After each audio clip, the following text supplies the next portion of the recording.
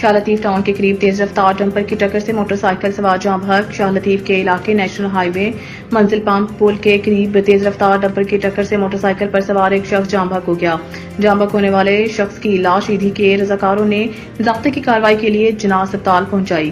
Rescue حکام کا کہنا ہے کہ متوفی کی شناخت 40 سالہ شہنشاہ کے نام سے کی گئی، جو کہ موٹر سائیکل پر سوار تھا، جبکہ حادثہ تیز رفتار ڈمپر کی ٹکر سے پیش آنے کا بتایا جا رہا ہے۔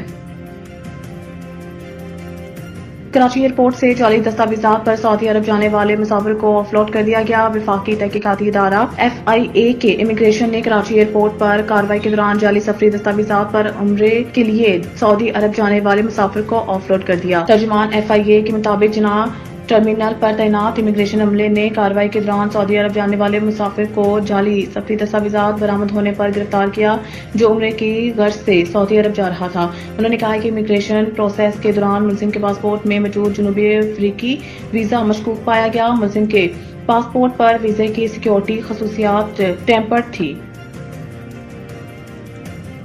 کراچی کی سڑکیں اور سیویج نظام درم برم، شہریوں کی انتظامیہ سے بحالی کی اپیل۔ تفصیلات کے مطابق کراچی میں حالیہ بارشوں کے بعد جہاں شہر قائد کے انفراسٹرکچر کو نقصان پہنچا، وہیں بیشتر مقامات پر سیوریج کے گندے پانی سے MA جناح روڈ کی متعدد سڑکیں اور گلیاں کھنڈرات کا منظر پیش کر رہی ہیں۔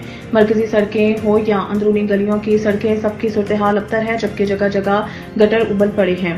کراچی کے MA جناح روڈ کے عقب میں انسٹیٹیوٹ آف بزنس ایڈمنسٹریشن، مشہور نجی اسکولز، سٹی مال، گل پلازا سمیت مختلف مارکیٹیں اور اہم تجارتی مراکز سمیت دفاتر قائم ہیں، جہاں سیوریج کا نظام نہ ہونے کے برابر ہے۔